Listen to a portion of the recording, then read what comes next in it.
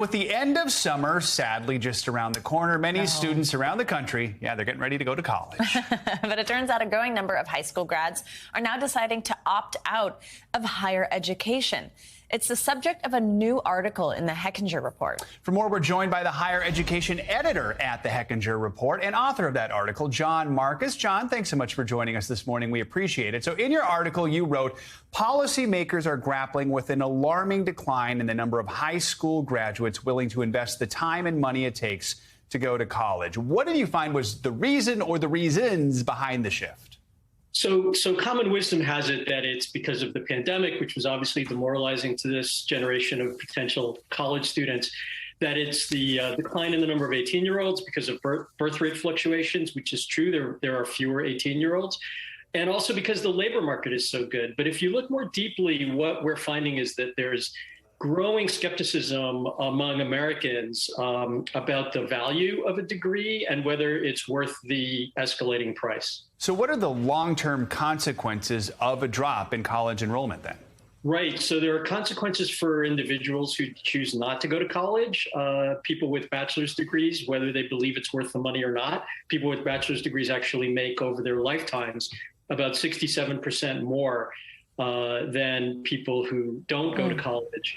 More generally for the economy, there's a huge impact on the economy because we're running out of educated workers. There was, even before the pandemic, a shortage estimated to be about 9 million college-educated workers. In a knowledge economy, that's a big problem, and our economic rivals worldwide have increased the proportion of their population going to college, whereas in the United States, it's declining very, very quickly.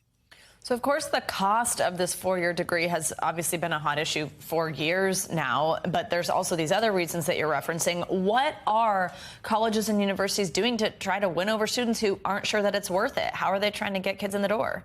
Well, frankly, they're not doing much. And a lot of the problem with college going is universities and colleges' own fault. If you look at focus groups and survey data, students say it's too confusing to understand financial aid. Some of the states where the decline is greatest in the number of high school graduates going on to college are places like Tennessee and Indiana, which have extremely generous financial aid programs. So even if you really do think it's the cost, there are ways to kind of go to college at an affordable or manageable price. So colleges advertise a price that almost no one really pays, called the sticker price, but after discounts and financial aid, very few students actually pay that. They pay about half of that in general.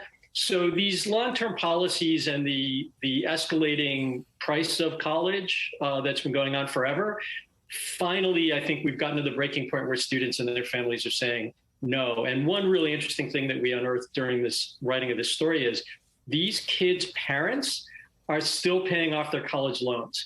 And so they're now less enthusiastic about sending their kids to college, putting their own kids through that same level of debt. Wow, that says something right there when your 18-year-old is going to school and you're still paying off your debt right there. I mean, the big question really at the center of this is, does a college degree pay off? You already mentioned one of those numbers around folks who have a bachelor degree, but what do the numbers tell us? What are you finding in your research? Yeah, so during economic downturns, including at the start of the pandemic, and there's a lot of suggestion that we're heading to another one, people with bachelor's degrees are much less likely to lose their jobs.